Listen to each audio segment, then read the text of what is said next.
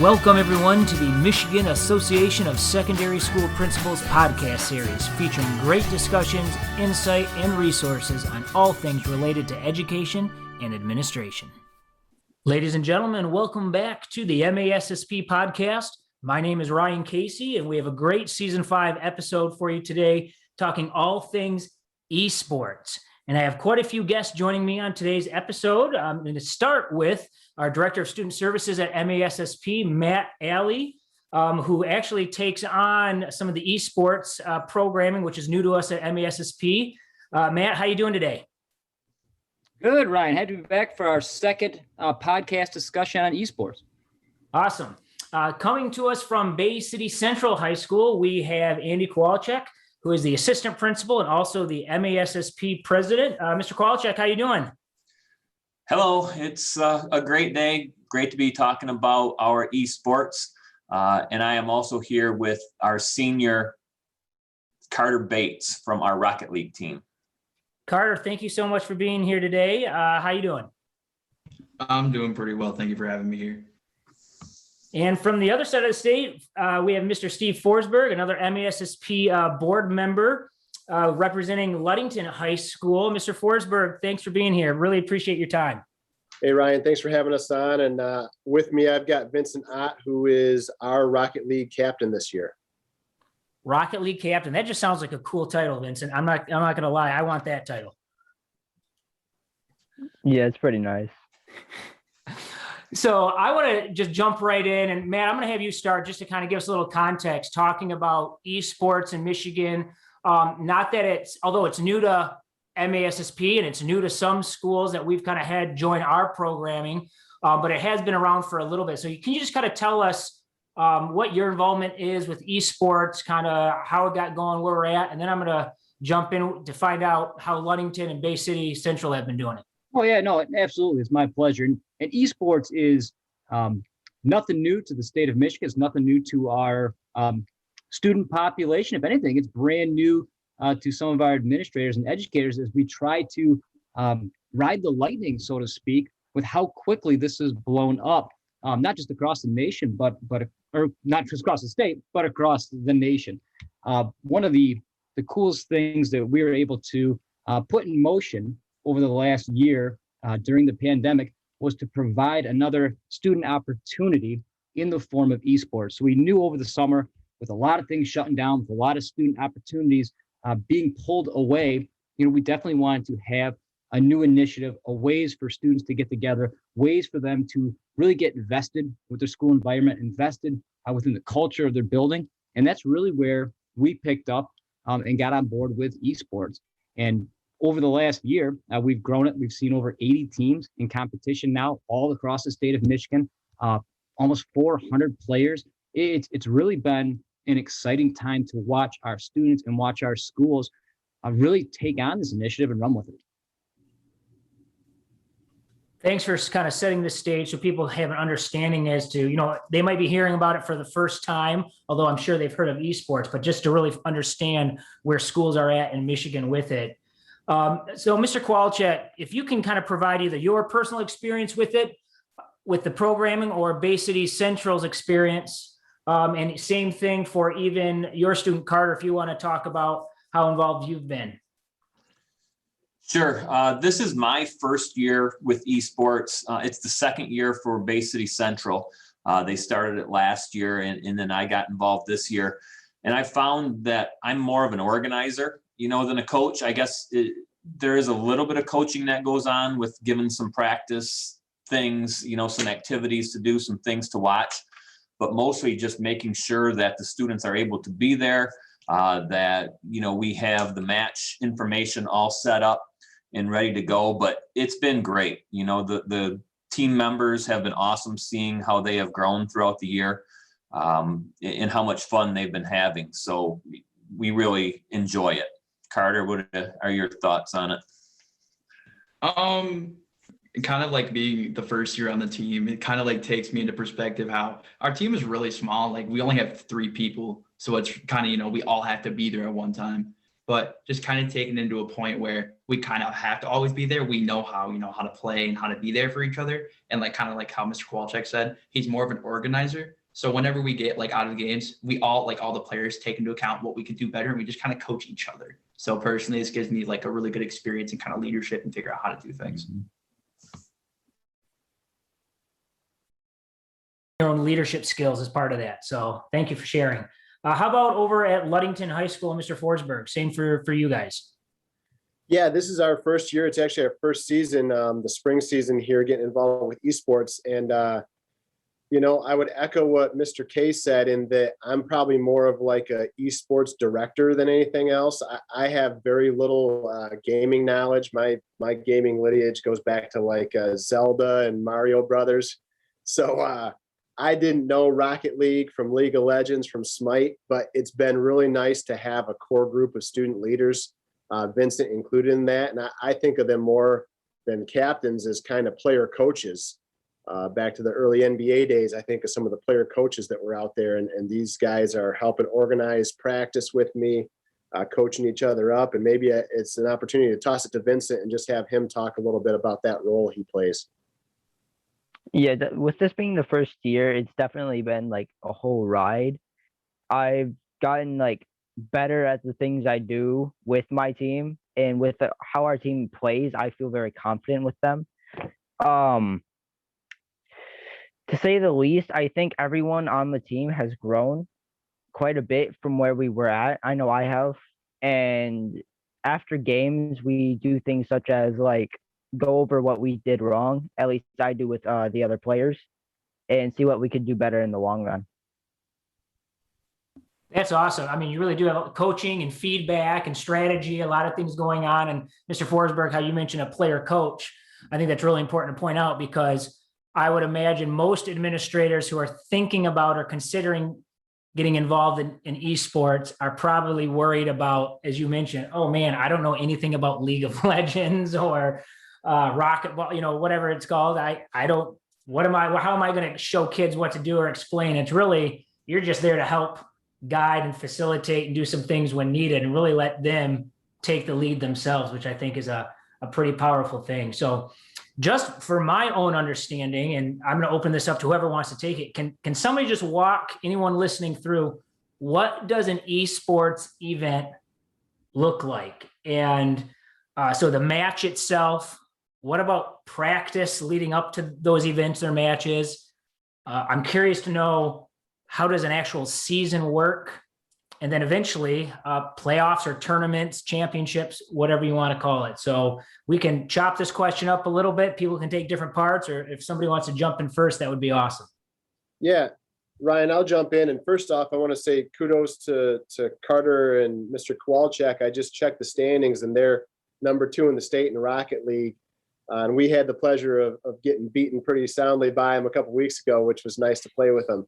But for us, I think the experience depends on, this year's so different in many aspects. For part of the season, we were remote. We were in person for part of it. We were remote again. But, we've had a lot of support here in the community.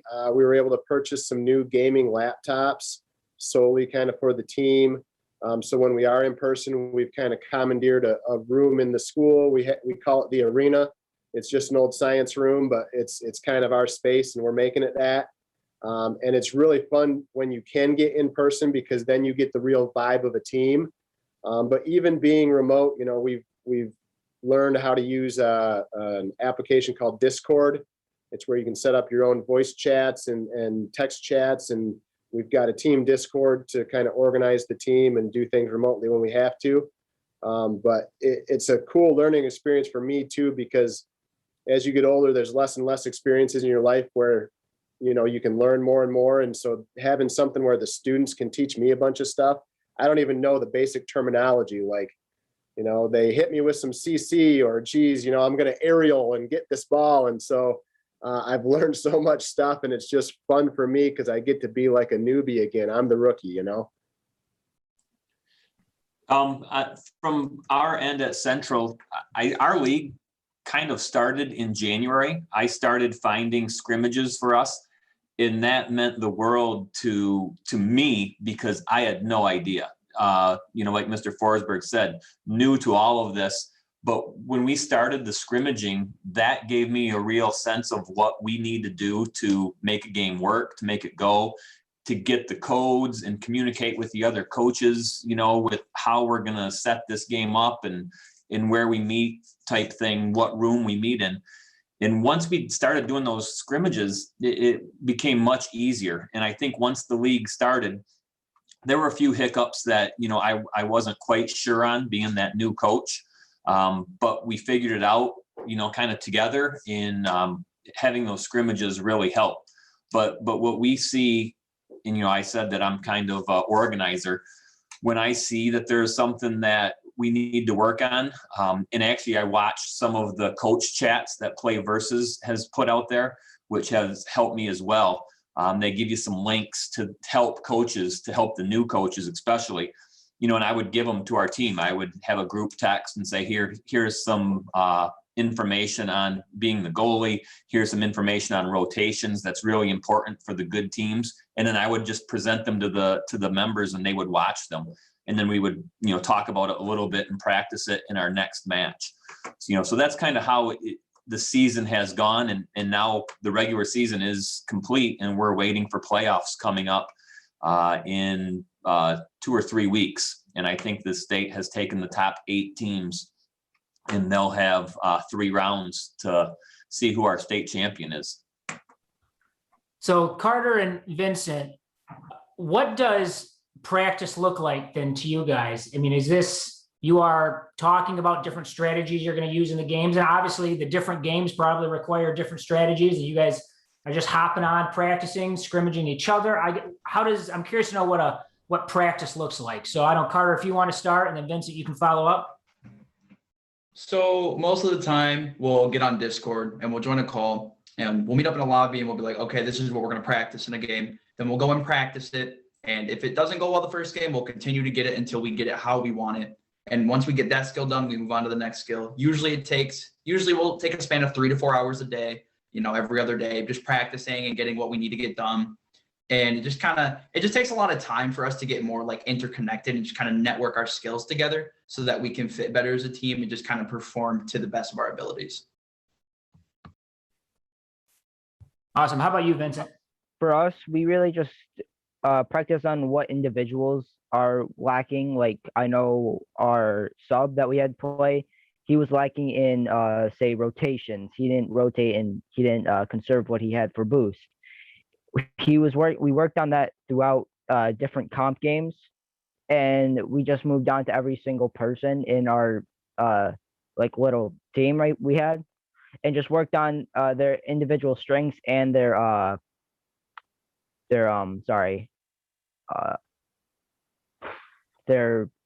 what they don't do so good in. And essentially we just do that through a different rotation, and it takes a good amount of time, but eventually we get it and we go through, push to the different games. Awesome. And I got to ask, boys, does Mr. Forsberg or Mr. Kowalczyk, do they ever come down here a little too hard and you got to put them behind the sticks and really show them where the talent gap lies? Do you ever get them behind the computer and put them through the ringer? No, that'd be mean. I have not. I'm too scared to play him, Matt.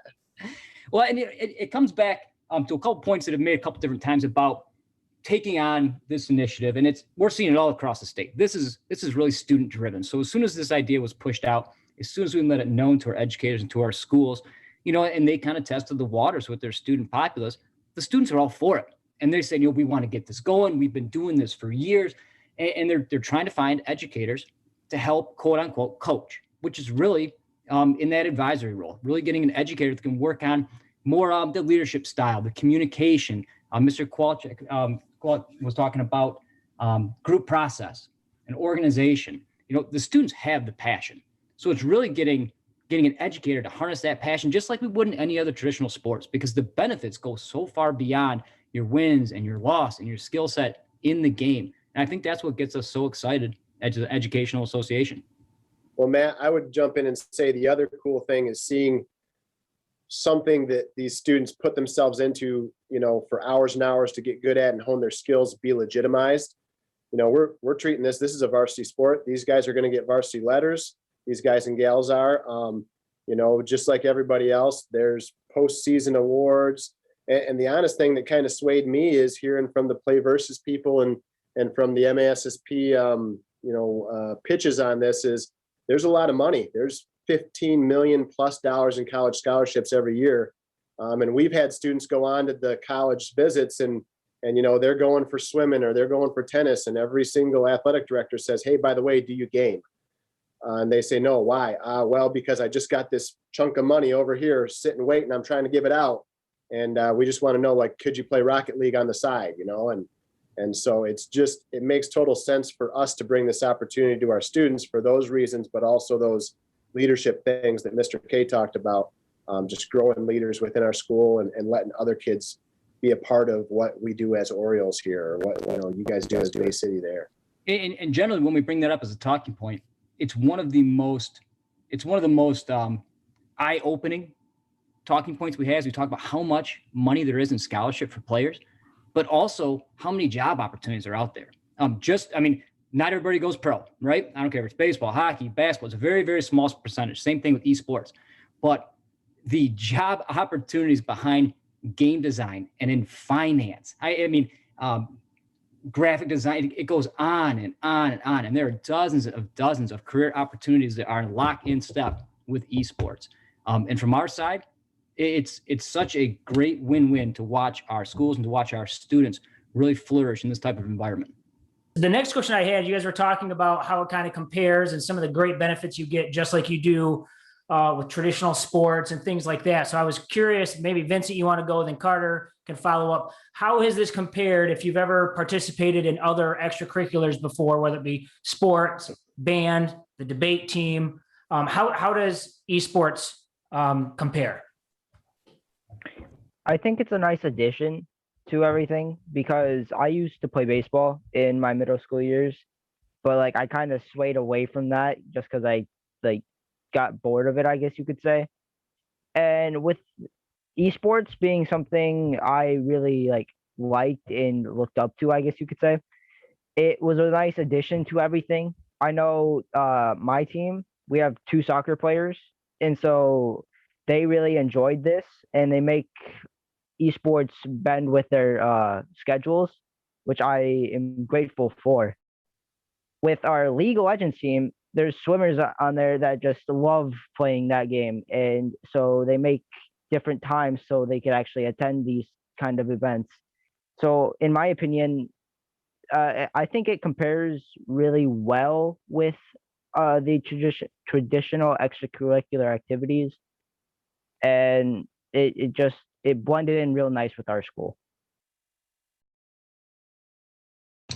Personally, just kind of add on, it is a really nice addition to have, being in COVID and having everything where there's COVID guidelines, you really can't do much. There's a lot of restrictions to the in-person sports. I was a tennis kid for 4 years, and going into COVID this year is just kind of I can't do much, I'm isolated between a lot of things. I have to leave here, leave there. You can't practice as long. So kind of having this esports edition gives me a lot of it gives me a lot of time to do what I want. I don't have to worry about not being able to practice or being able to go somewhere. I can sit from home, be comfortable, and just work on what I can work on instead of having to go out, get all sweaty and, during COVID too with the mask, it gives me the comfortability aspect of the whole sports thing. Just kind of overall being able to do it from home just makes me feel way more comfortable instead of having to go out somewhere and play a different team. I would have to imagine, Mr. K, Mr. Forsberg, from the administrator's perspective, fitting in with some of the COVID guidelines is probably a little easier. And we're not paying refs, we're not transporting and busing kids all over the place, getting back at 11 o'clock at night on school nights from away events for the most part. So I'm assuming there's a lot of benefits that way from the administrator's perspective. Yeah, definitely. The flexibility that we have, is great for practice times. I think we even had a scrimmage or 2 on the weekend, where we make it work for everybody on the team. So that's been great. But, similar to the other sports, we still followed eligibility guidelines. We had a few students at the beginning of the year that tried to get on the team but couldn't due to grades. So there are some things that are similar because our student athletes are students first. And this is always a great thing to help motivate them to be good students. But yeah, it has fit in with our students in playing other athletics. So it's fit nicely. Yeah, and I would just add that having Play Versus as a partner has made it really smooth. Them setting up all the tournaments. I mean, basically, they're your athletic director for the entire league, for the entire region. If you do esports right, it's kind of the sport that it's impossible to shut down. They can't. No matter what happens, you can't shut us down. Even if we're all at home for instruction, we can still do esports. So that's kind of been that fail safe for our teams. Even when teams, athletic teams were shut down or school was shut down, they had that outlet and they had that connection point. And then like Mr. Kowalczyk was saying, we had a couple of kids that they worked harder than I've ever seen them to get their grades up because we use the same eligibility standards that Mr. K was saying.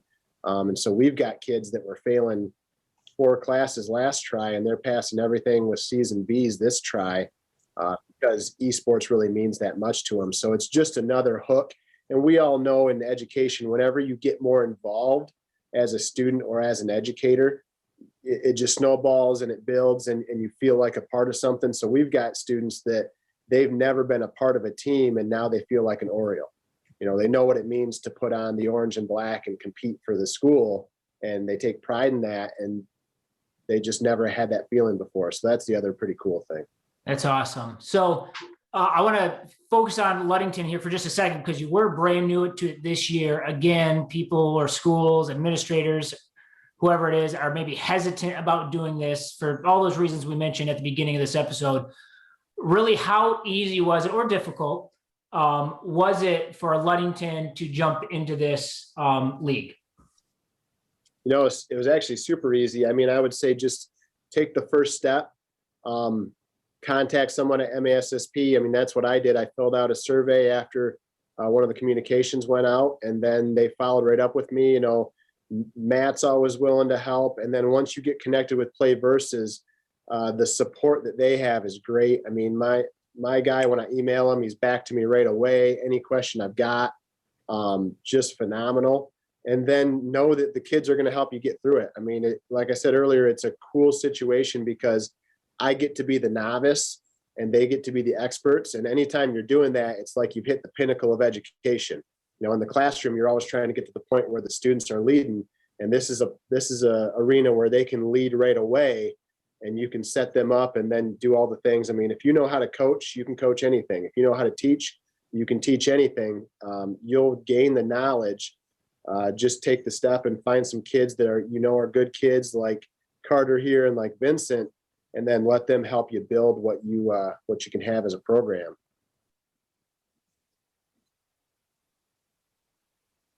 Mr. K, Mr. Forsberg, I'd like each of you to chime in if you don't mind. And then I'm going to follow up with Mr. Alley here as we close.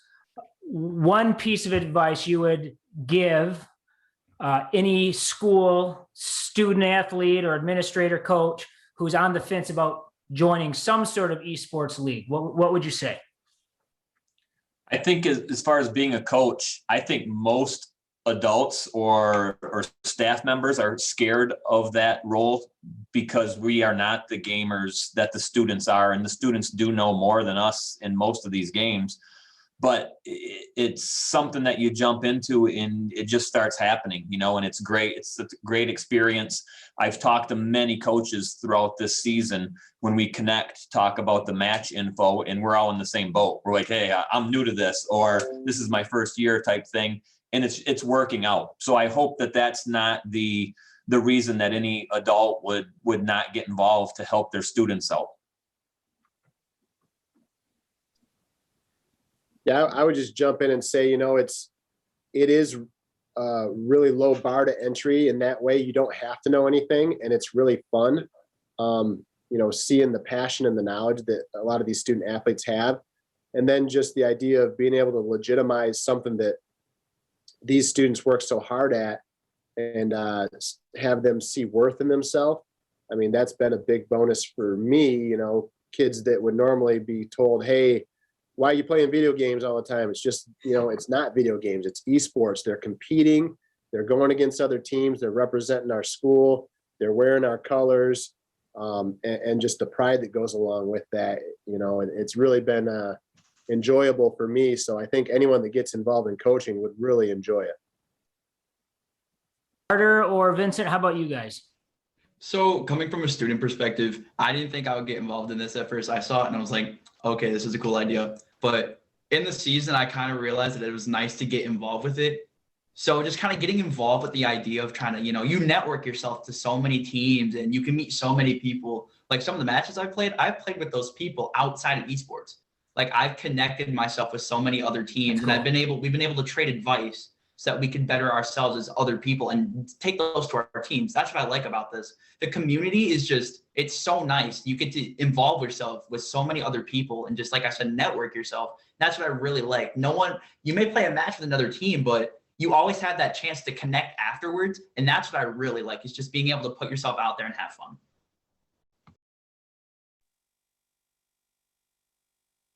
For me, it was getting to know everybody and how everything worked going into esports.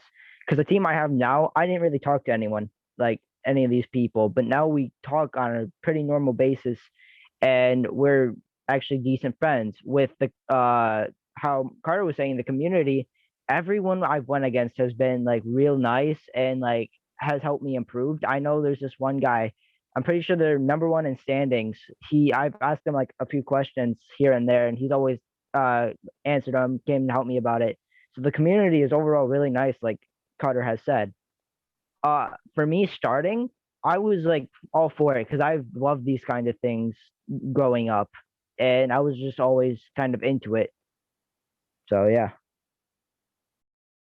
So Mr. Alley, we've ran a fall season. We're getting close to getting to the playoffs, I believe, or tournament time for the spring season. What's next for the Champions League?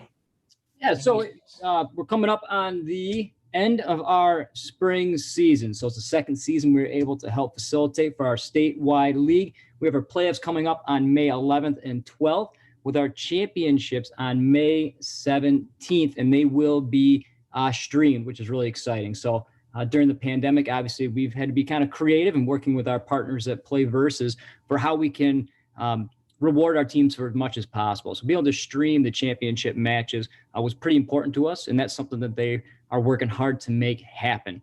After the championship ends, obviously that'll conclude our spring season, but we're in the works right now to try to get some summer camps going. So a couple camps for our student leaders across the state, working on skill set, working on strategy, working on growing some of those internal components so that these young leaders can bring it back to their teams. So when we get into the fall season, that skill level will be that much better, making the competition that much better. And hopefully, as a state, once we get into the fall, things will swing back our way and we can start having some of these matches in person. Get two teams in the same room, let them meet each other, let them go through the pregame routines, and then, determine some overall winners, some on-site competition, which is very, very exciting. So we're hoping to get back to that very soon.